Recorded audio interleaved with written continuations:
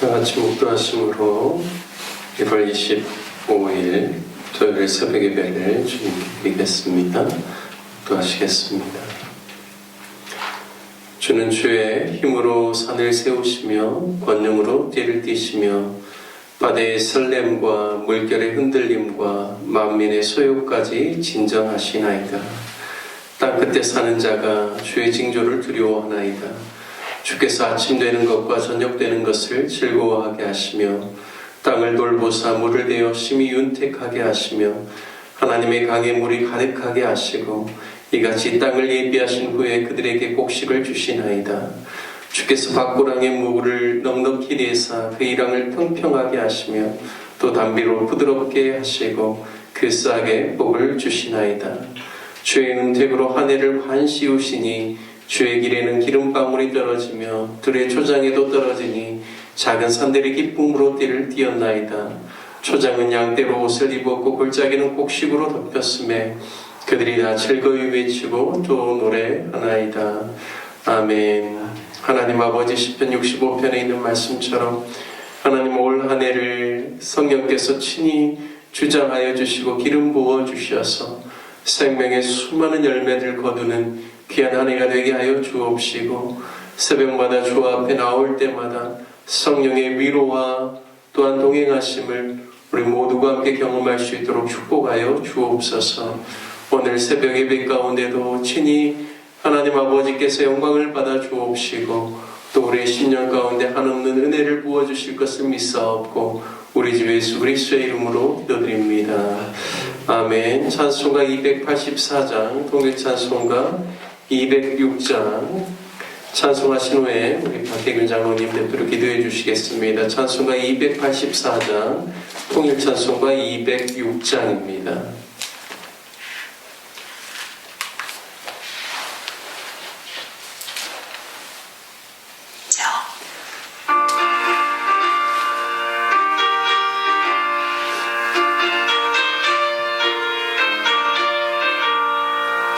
오랫동안 모든 세상에 맞춰 기다려 없던 우리들 아무 공로 없이 구원함을 얻어 하나님의 자녀진 되었네.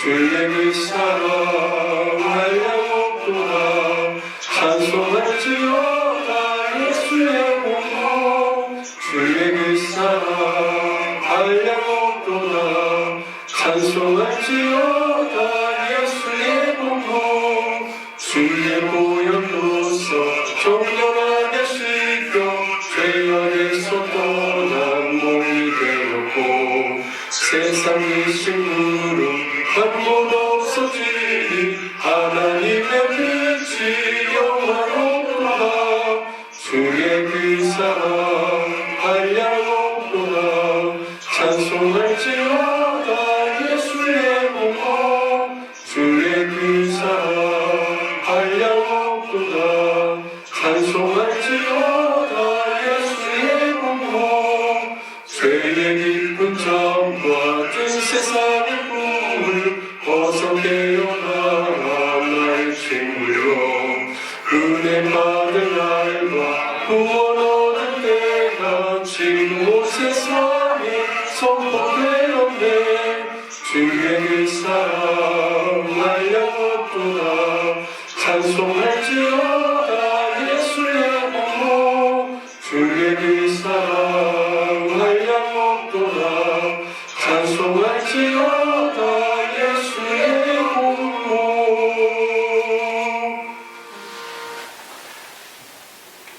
하나님, 또 간방을 저희 잘 쉬게 하셔서 생활 맡게 하시고 또 세워주셔서 감사합니다. 하나님, 이 나라를 생각할 때마다 참 사람의 힘으로는 어떻게 할 수가 없고 오직 하나님의 도우심만이 이 나라를 안정되게 하실 뿐만 아니라 또 이 나라의 도덕이 많이 무너지고 또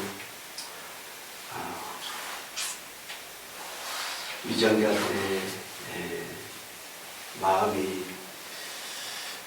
그를 생각하는 마음들이 많이 되새겨지고 자신들의 권력만을 생각하는 정말 마지막 시대의 그 모든 사람들의 그 마음처럼 사랑이 식어가는 그런 마지막 시대의 모습을 보는 듯합니다.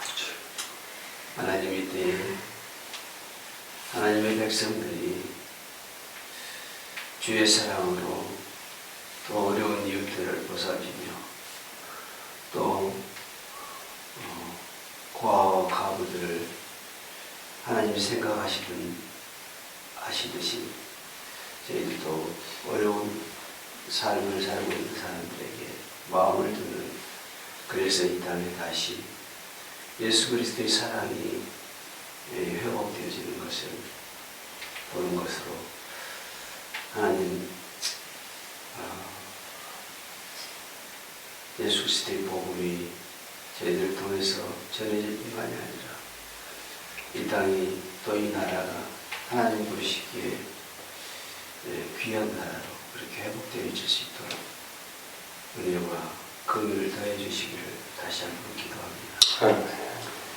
여든나무 교회에 속해 있는 사랑하는 성도들이 작게나마 이 일을 위해서 쓰임받을 수 있도록 훈련시켜 주시기를 기도합니다.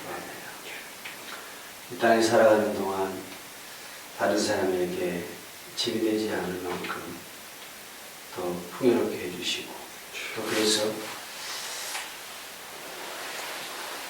이 로뎀나무 교회에 속해 있는 사랑하는 성도들이 주의 사랑으로 서로 사랑할 때 이웃에 있는 사람들이 이 로뎀나무 교회를 보고 주의 사랑을 알게 하시고, 또 그래서 이 교회에 속하기를 소망하는 사람들이 주변에서 일어날 수 있도록 은혜를 주시고, 이 일을 위해서 온전히 쓰임받은 자들이 될 수 있도록 하나님 이렇게 은혜를 주시기를 기도합니다. 말씀이 우리 성인꿀보다도 달 수 있는 말씀을 음모하는 갈급한 심령을 우리 가운데 허락해 주시기를 기도합니다. 말씀이 굳게 서는 반석 위에 서는 교회가 꼭 되게 해주시고, 주의 말씀을 묻고 듣고 향하는 복된 저희들 될 수 있도록 올 한 해는 꼭 그렇게 이끌어 주옵소서.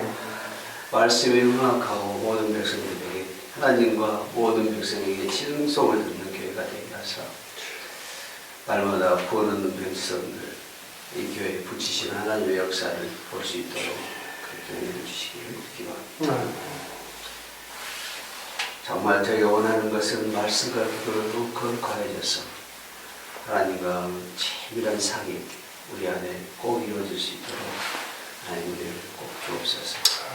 말씀 증거하시는 목사님, 성령으로 더욱더 충만케 하셔서 또 이 갑절의 영광을 부어주셔서 말씀을 풀어주실 때 그 말씀 속에 감춰져 있는 생명이 우리 가운데 전이 될 수 있도록 또 그 말씀 가운데 함께 해주시고 성령으로 충만케 하여 주옵소서. 예수님의 이름으로 기도합니다. 아멘. 귀한 새벽에 주님 앞에 나오신 우리 모든 성도님들 가운데 하나님의 은총이 삶 가운데 가득 넘치시기를 축복합니다. 함께 같이 나누실 말씀은 창세기 46장입니다. 창세기 46장 1절부터 마지막 34절까지 저와 여러분이 한 절씩 교독하겠습니다. 창세기 46장입니다. 이스라엘이 모든 소유를 이끌고 떠나 베르세바에 이르러 그의 아버지 이삭의 하나님께 희생제사를 드리니, 그 밤에 하나님이 이상 중에 이스라엘에게 나타나 이르시되 야곱아 야곱아 하시는지라. 야곱이 이르되 내가 여기 있나이다 하매, 하나님이 이르시되 나는 하나님이라. 네 아버지 하나님이니 애굽으로 내려가기를 두려워하지 말라. 내가 거기서 너로 큰 민족을 이루게 하리라. 내가 너와 함께 애굽으로 내려가겠고 반드시 너를 인도하여 다시 올라올 것이며 요셉이 그의 손으로 네 눈을 감기리라 하셨더라. 야곱이 베르세바에서 떠날새 이스라엘의 아들들이 바로가 그를 태우려고 보낸 수레에 자기들의 아버지 야곱과 자기들의 처자들을 태우고 그들의 가축과 가나안 땅에서 얻은 재물을 이끌었으며 야곱과 그의 자손들이 다 함께 애굽으로 갔더라. 이와 같이 야곱이 그 아들들과 손자들과 딸들과 손녀들 곧 그의 모든 자손을 데리고 애굽으로 갔더라. 애굽으로 내려간 이스라엘 가족의 이름은 이러하니라. 야곱과 그의 아들들 곧 야곱의 맏아들 루벤의 아들 한옥과 발루와 헤스론과 갈미요. 시몬의 아들은 여무엘과 야민과 오핫과 야긴과 스활과 가나안 여인의 아들 사울이요. 레위 아들은 게르손과 그앗과 무라리요. 유다의 아들 곧 엘과 오난과 셀라와 베레스와 세라니. 엘과 오난은 가나안 땅에서 죽었고 베레스의 아들은 헤스론과 하물이요. 이사갈의 아들은 돌라와 부아와 욥과 시므론이요. 스불론의 아들은 세렛과 엘론과 얄레엘이니. 이들은 레아가 받던 아람에서 야곱에게서 난 자손들이라. 그 딸 디나를 합하여 남자와 여자가 33명이며 가세 아들은 시부온과 학기와 수니와 에스본과 에리와 아루디와 알넬리요. 아셀의 아들은 임나와 이스와와 이스위와 부리아와 그들의 누이세라며 또 부리아의 아들은 헤벨과 말기엘이니. 이들은 라반이 그의 딸 레아에게 준 실바가 야곱에서 나온 모두 16명이라. 야곱의 아내 라헬의 아들 곧 요셉과 베냐민이요. 애굽 땅에서 오늘 제사장 부다벨의 딸 아스나시 요셉에게 낳은 부다세와 에브라임이요. 베냐민의 아들 곧 벨라와 베겔과 아스벨과 게라와 나아만과 에이와 로스와 묵빔과 훔빔과 아루시니. 이들은 라헬이 야곱에게 낳은 자손들이니 모두 14명이요. 단의 아들 후심이요. 납달리 아들 곧 야스엘과 구니와 에셀과 실렘이라. 이들은 라반이 그의 딸 라헬에게 준 빌하가 야곱에게 낳은 자손들이니 모두 7명이라. 야곱과 함께 애굽에 들어간 자는 야곱의 며느리들 외에 66명이니 이는 다 야곱의 몸에서 태어난 자이며 애굽에서 요셉이 낳은 아들은 2명이니 야곱의 집 사람으로 애굽에 이른 자가 모두 70명이었더라.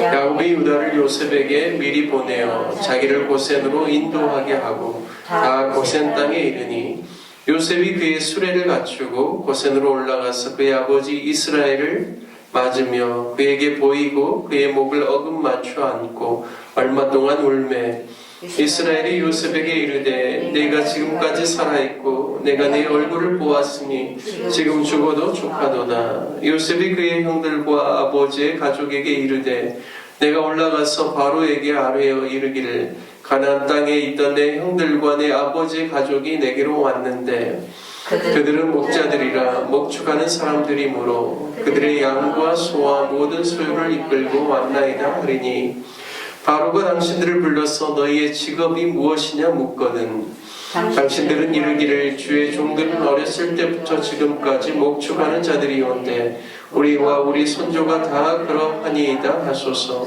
애굽 사람은 다 목축을 가증히 여기나니 당신들이 고센 땅에 살게 되리이다. 아멘. 오늘 창세기 46장 말씀을 통해서 새로운 도전을 두려워 말라라는 제목으로 말씀을 나누겠습니다. 야곱이 22년 전에 잃어버린 사랑하는 아들 요셉이 지금까지 살아서 애굽의 총리가 되었다는 소식을 야곱이 들었을 때 도저히 믿을 수가 없어서 45장 26절에 보면 야곱이 어리둥절하였다 이렇게 이야기를 하고 있습니다. 하지만 요셉이 애굽에서 보낸 수레를 보고 나서 믿게 되었고 또 기운이 솟행하게 되었다는 것을 말씀하고 있습니다. 당시에는 수레는요 오늘로 이야기하면 아마 자가용과 같은 그러한 느낌이었을 것입니다. 그가 얼마나 기쁘고 만족스러웠으면 요셉이 지금까지 살아있으니 내가 죽기 전에 가서 그를 보리라 라고 이렇게 이야기합니다. 그리고 오늘 우리가 읽은 46장에 보면 야곱이 자신의 70인의 가족들을 데리고 66인 플러스 이제 요셉의 가족들까지 해서 70인이죠. 그들을 데리고 애굽으로 이주하는 사건을 오늘 본문에서 기록하고 있습니다. 야곱의 권속 70명. 70이라는 숫자는 하나님의 신성을 상징하는 7자와 그리고 완전수 그리고 만수 꽉 찬 수를 가리키는 이 십자가 7의 10배에서 70을 의미하기 때문에 하나님의 약속을 이루고자 하시는 그 하나님의 뜻이 하나님의 사람 야곱을 통하여서 그리고 그 자손들을 통하여서 완전케 되었고 꽉 차게 되었다는 의미입니다. 그래서 70명의 야곱의 후손들을 통하여서 그 가족들을 통하여서 하나님께서 민족을 이루게 하실 하나님의 그 계획과 뜻을 이 이집트에서 애굽에서 그 일들을 이루고자 하시는 것이죠. 하나님의 구원의 약속 그리고 아브라함을 통해서 민족을 이루시게 하시겠다는 하나님의 뜻이 이루어지도록 그 모든 일이 이 자손들을 통하여서 준비되었고 꽉 차게 되었고 이제 하나님의 새 역사가 나타날 것임을 상징하는 그런 숫자라고 볼 수 있습니다. 하지만 야곱이 애굽에 내려가는 데 있어서는 많은 두려움이 있었습니다. 왜냐하면 조부 아브라함이 가나안에 와서 기근을 겪었을 때 그가 남방으로 내려가다가 애굽으로 갔다가 애굽에서 큰 또 어려움을 겪었던 그러한 일이 있었습니다. 그리고 그의 아버지 이삭도 기근을 만났을 때 그가 남방으로 내려갈 때 하나님께서 친히 애굽으로 내려가지 말라라고 하셨고 그래서 그의 아버지 이삭도 그날에 잠시 머물다가 브엘세바에서 또 거처를 정하면서 그곳에서 맹세했던 그러한 일들도 있었습니다. 그리고 대부분 아브라함과 또 그의 아버지 이삭이 그 노년에는 막벨라 굴이 있는 헤브론에서 거의 노년을 지냈습니다. 그래서 야곱 자신도 노년에는 그가 헤브론에 있었다라는 사실을 알 수가 있습니다. 그가 오늘 본문에 보면 애굽으로 내려가기 전에 들른 곳이 있죠. 그러니까 헤브론에서 출발하여서 애굽 고센 땅을 향해서 가야 되는데 어디에 들리는가? 오늘 보니까 브엘세바입니다. 이곳은 조부 아브라함이 그랄 왕 이제 아비멜렉과 그 군대 장관 비골과 언약을 세운 곳이죠. 창세기 21장에 이제 블레셋 사람들 그랄에 속해 있는 사람들이 아브라함의 그 강대함과 강성함을 보면서 그들이 맹약하자라고 했던 곳이죠. 뿐만 아니라 이삭도 마찬가지입니다. 이삭도 그랄 땅에 잠시 들어갔지만 그가 계속해서 자신의 목자들과 그리고 그 그랄에 있는 목자들이 서로 다투는 것 때문에 계속해서 옮겨가면서 우물을 파지 않습니까? 그래서 르호봇이라고 했던 그곳이 바로 브엘세바입니다. 그래서 그곳에서도 또 그랄 왕이라고 할 수 있는 이제 이삭의 시대에는 블레셋 왕이라고 표현되고 있는데요. 그들과 또 그곳에서盟약을 맺었던 그런 곳입니다. 그리고 아브라함은 그곳에서 에셀 나무를 심고 거기서 영원하신 여호와의 이름을 부른 곳이라고 창세기 21장에는 소개하고 있습니다. 그래서 그의 야곱의 조부 아브라함이나 그의 아버지 이삭이나 중요하게 헤브론 다음으로 남부지방에서 정말 하나님의 이름을 부르고 하나님께 제단을 쌓고 또 거주했던 가장 남단이라고 볼 수 있는 곳이 브엘세바입니다. 그래서 헤브론에서 애굽으로 이주하려고 할 때 야곱이 애굽에 가는 것에 대한 두려움이 있지만 브엘세바에 가서 그곳에서 머물면서 하나님께 오늘 1절에 보면 희생제사를 드렸다라고 이야기를 하고 있습니다. 그리고 이제 2절부터 보면 하나님께서 친히 그 밤에 야곱에게 이상 중에 나타나셔서 이제 46장에 보면 이스라엘이라고 표현하고 있죠. 하나님께서 이스라엘에게 나타나셨다. 단순히 그냥 개인적인 어떤 문제나 기근을 피하기 위해서 이주하는 것이 아니라 하나님의 언약과 약속을 이루기 위해서 이제 애굽으로 내려가야 되는 그 야곱의 모습을 보면서 그냥 단순히 한 개인이 아니라 이스라엘로 이렇게 이야기를 하고 있죠. 그러면서 하나님 그 밤에 야곱을 부르죠. 야곱아 야곱아 이렇게 말씀하실 때 야곱이 내가 여기 있나이다 말씀할 때 하나님이 그에게 소상하게 이야기합니다. 3절 말씀에 보면 나는 하나님이라 네 아버지의 하나님이니, 여기 보니까요 나는 이제 하나님, 이제 엘 이렇게 표현하고 있는데요. 그리고 또 하나님께서 네 아버지의 하나님이라고 할 때는 엘로힘이라고 이렇게 표현합니다. 이 엘로힘은 창세기 1장에 나와 있는 그 하나님이시죠. 천지 만물을 창조하신 하나님, 그리고 성부, 성자, 성령 하나님께서 함께 같이 그 역사를 이루신 그 하나님을 이야기하고 있습니다. 그래서 나는 창조의 하나님, 전능한 하나님이다라는 의미죠. 너의 아버지의 하나님이다라고 하면서 애국으로 내려가기를 두려워하지 말라 말씀합니다.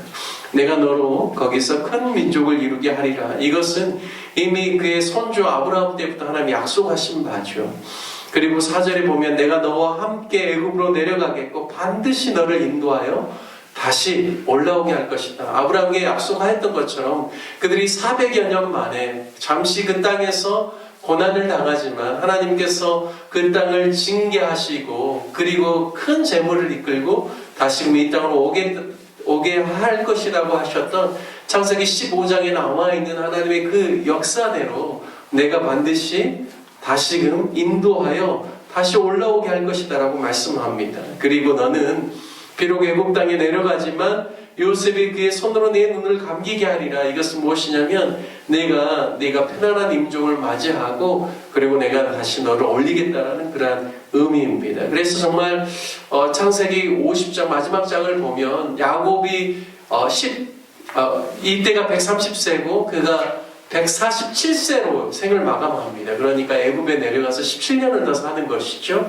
하지만 그곳에서 그가 임종을 맞이했을 때 애굽의 그 장례 관습대로 40일 동안 그 장례를 이렇게 몸에 염이라고 해야 될까요? 뭐 하여튼 그렇게 하고 70일의 그러한 애국의 기간을 가지고 그 후에 이제 애굽에서 야곱의 그런 뼈를 가지고 그의 손주의 그 무덤으로 이렇게 장사하기 위해서 올리는 그런 내용이 나옵니다. 그래서 하나님께서 이 야곱에게 두려워하지 말라라고 말씀하시고 내가 너와 함께 하겠다라고 하시고 다시금 이 땅으로 내 후손들이 다시금 돌아올 것을 이야기하고 너도 편안한 임종을 맞을 뿐만 아니라 다시금 이곳으로 헤브론으로 올 것에 대해서 하나님께서 모든 것을 약속하고 계십니다.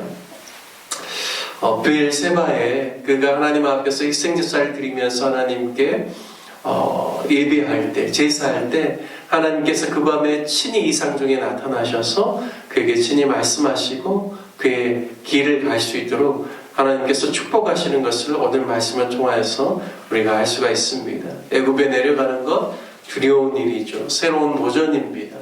야곱 개인의 결정이 아니라 70명의 자신의 이제 모든 가족들을 이끌고 그 땅에 이주하러 잠시 머물러 가야 되기 때문에 여러 가지로 근심과 걱정이 앞설 수 있지만 하나님께서는 하나님의 위대하신 뜻 가운데서 그 모든 일들이 이루어져야 될 것을 말씀하시고 안심시키는 그런 모습을 보게 됩니다.